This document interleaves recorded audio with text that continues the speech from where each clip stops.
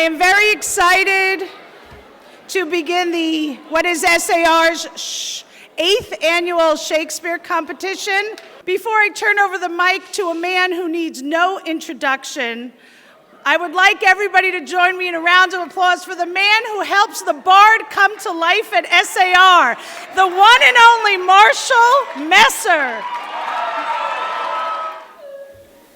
That song you were listening to as you came in, that's called Under the Greenwood Tree from Shakespeare's play As You Like It.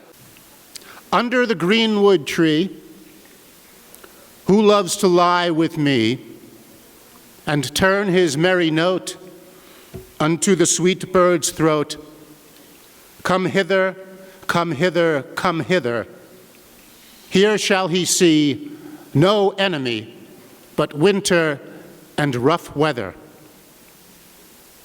In As You Like It, the ruling court is a corrupt, immoral, poisonous, and deadly environment.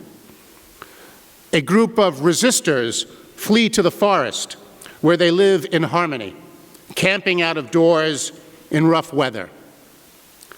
The forest of trees represents the natural world in which people can find refuge to connect with themselves and nourish life-affirming moral values.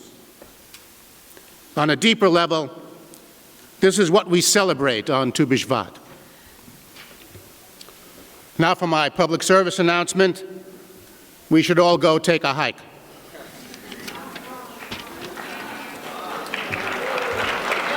But not right now.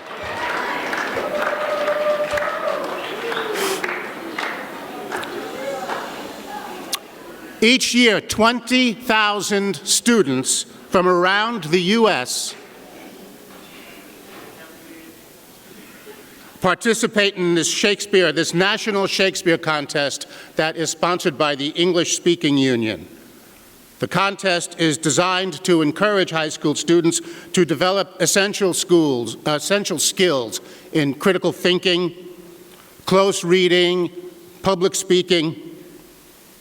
It increases self-confidence through the reading, analysis, and performance of Shakespeare. Students explore the beauty of Shakespeare's language and bring the timeless works of Shakespeare to life and learn to express his words with understanding, feeling, and clarity. The winner of the National Shakespeare Competition receives an all-expenses trip to study acting this summer in London at the Royal Academy of Dramatic Art.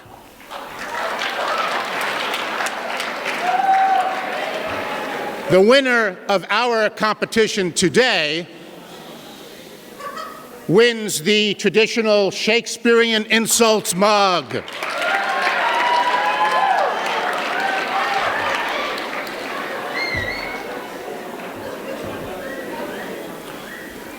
This morning we hold the second and final round of our in-school competition. Of the students who auditioned on January 23rd,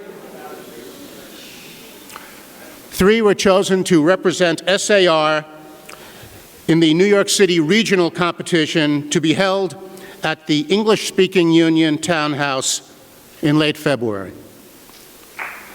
About 65 high schools from around the area will send students there to compete.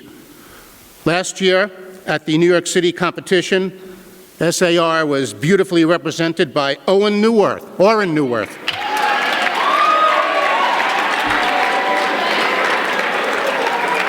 Yeah, Oren, if you're here, stand up, take a bow.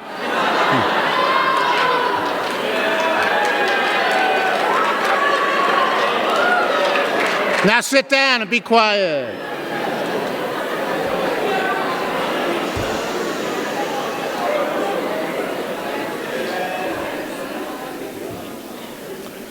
The 3 finalists who will present monologues today are Tal Nyman,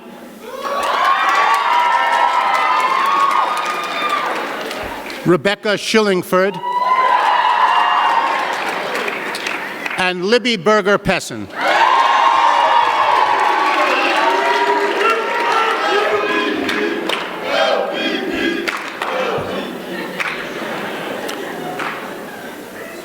Judging today's competition are Ms. Amy Heller,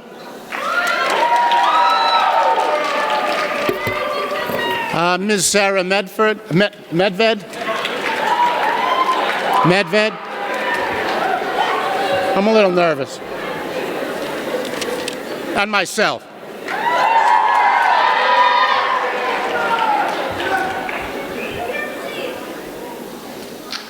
Before we begin, let me mention a few things about what you might pay attention to during the performances. First of all, is the actor's behavior truthful? The actors have spent a lot of time memorizing their lines, but to play characters who come to life, they must seem as if they are making up what they are saying on the spot. Judge for yourself how spontaneous the language seems. Also, look for how committed the actors are to what they are doing.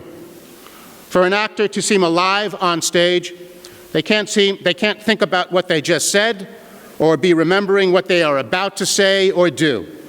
They must keep propelling themselves into the present moment and then into the moment after that. That's what actors call working moment to moment.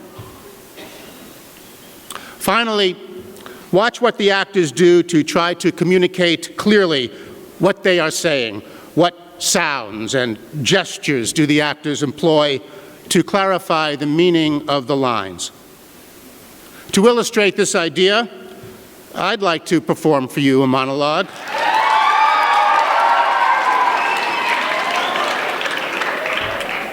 From As You Like It, the famous speech that begins, "All the world's a stage."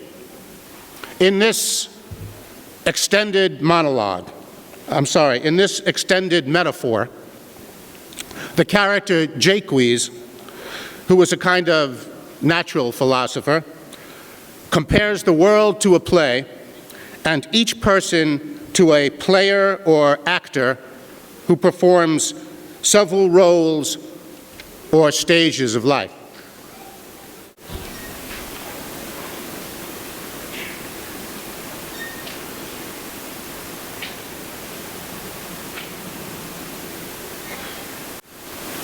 All the world's a stage, and all the men and women merely players. They have their exits and their entrances, and one man in his time plays many parts, his acts being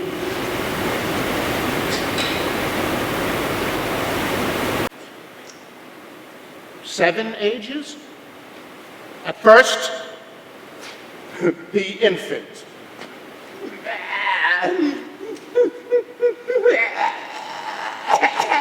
Mewling and puking in the nurse's arms.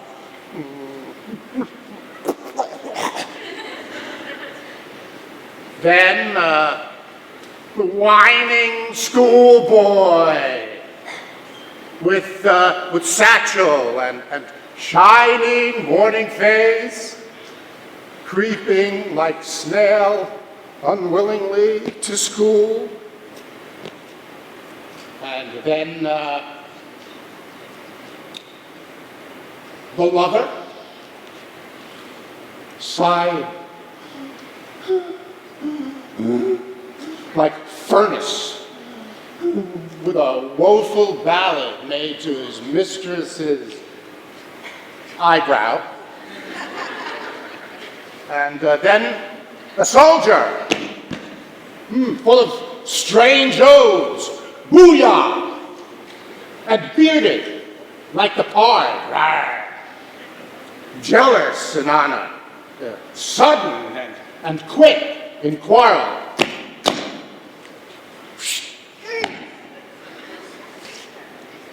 Seeking the bubble reputation, even in the cannon's mouth. And then a justice, and fair, round belly with good capon line.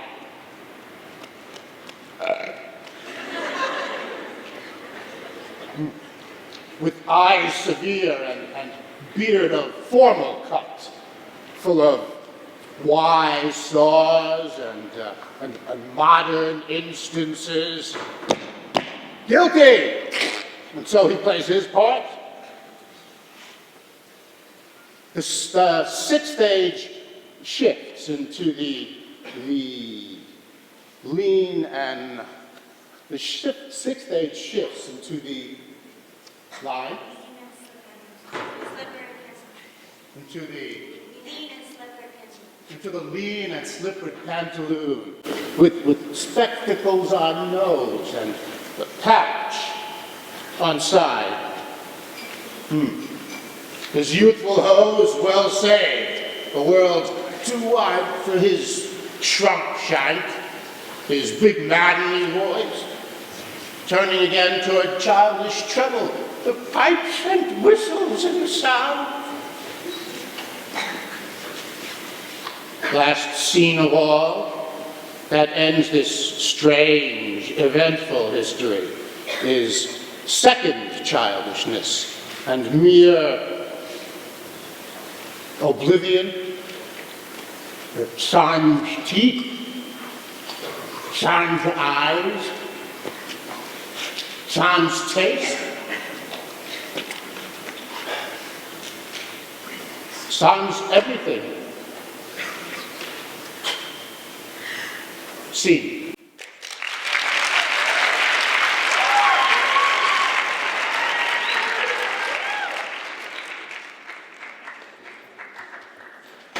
Yeah, even I can forget a line. Please don't talk during the monologues. The actors have put a lot of time into preparing their parts. Be courteous. Give the actors your attention so they can do their best to entertain you. And one last thing. Please hold your applause until the end of the monologue, which the actor will signal by saying, "Scene." In the opening monologue, Tal Nyman performs a monologue by Benvolio from Romeo and Juliet. Let me finish introducing you. Events turn tragic when the hot-headed Tybalt challenges Romeo's friend Mercutio to a sword fight. Romeo tries to act as peacemaker but fails. Tybalt kills Mercutio, and Romeo, blinded by rage, fights Tybalt and slays him. When the authorities arrive, Benvolio describes the encounter in an effort to defend Romeo. Tybalt, here slain, whom Romeo's hand did slay. Romeo that spoke him fair, bid him bethink how nice the quarrel was, and urged with all your high displeasure. All this uttered with gentle breath, calm look, knees humbly bowed, could not take truce with the unruly spleen of Tybalt, deaf to peace, but that he tilts with piercing steel at bold Mercutio's breast, who all is hot turns deadly point to point. And with a martial scorn, with one hand beats cold death aside, and with the other sends it back to Tybalt, whose dexterity retorts it. Romeo, he cries loud, hold friends, friends part. And swifter than his tongue, his agile arm beats down their fatal points, and twixt them rushes underneath whose arm an envious thrust from Tybalt hit the life of stout Mercutio. And then Tybalt fled, but by and by comes back to Romeo, who had but newly entertained revenge. Scene.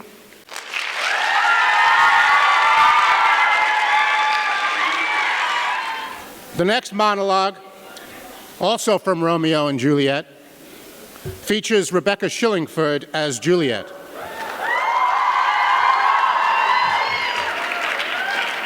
Full disclosure, Romeo had secretly married Juliet only an hour before the fatal sword fight.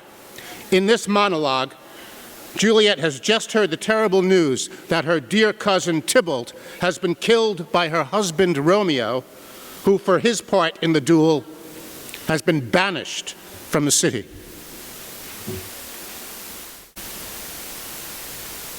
Shall I speak ill of him that is my husband? Oh, poor my lord, what tongue shall smooth thy name when I, thy 3 hours wife, have mangled it? But wherefore, villain, didst thou kill my cousin?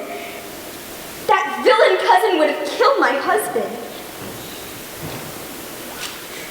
Back, foolish tears, back to your native spring. Your tributary drops belong to woe, which you mistaken offer up to joy. My husband lives, that Tybalt would have slain, and Tybalt is dead, that would have slain my husband. All this is comfort, wherefore weep I then? Some word there was, worse than Tybalt's death. I would forget its fame, but oh, its presence to my memory like damned and guilty deeds to sinners' minds. Tybalt is dead, and Romeo is banished. That banished, that one word banished hath slain 10,000 Tybalts. And see.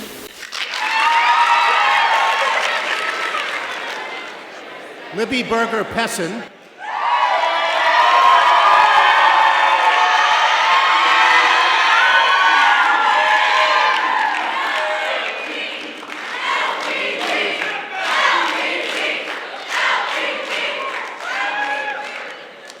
will now perform the final monologue from the comedy A Midsummer Night's Dream. Libby plays Helena, an Athenian maid whose fickle boyfriend, Demetrius, has just declared his love for Helena's best friend, Hermia.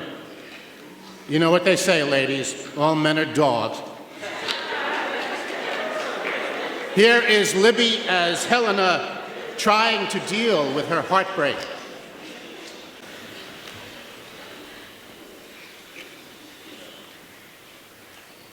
How happy some or other some can be. Through Athens I am thought as fair as she. But what of that? Demetrius thinks not so. He will not know at all what he do know. And as he errs, doting on Hermia's eyes, so I, admiring of his qualities, oh, things base and vile, holding no quantity love can transpose to form and dignity. Love looks not with the eyes, but with the mind, and therefore is no Cupid can define. Nor hath love's mind of any judgment taste. Wings and no eyes, figure and heedy haste. And therefore is love said to be a child, because in choice he is so oft beguiled. As waggish boys in game themselves forswear, so the boy love is perjured everywhere. For ere Demetrius looked on Hermia's eye, he hailed down oaths that he was only mine. And when this hail some heat from Hermia felt, so he dissolved, and showers of oaths did melt. See.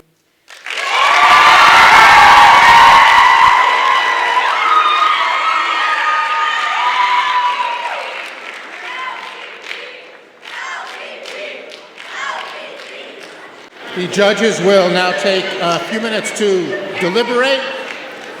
In the meantime, please listen to the period lute music of the Elizabethan composer John Dowling.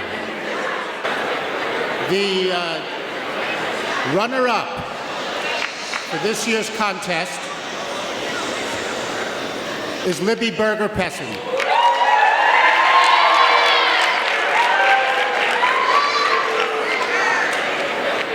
And now I would like you to put your hands together for that person who is not so much brain as earwax, who is a fusty nut with no kernel,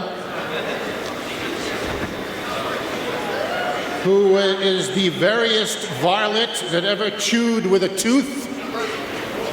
The winner of this year's competition, Tom Nyman.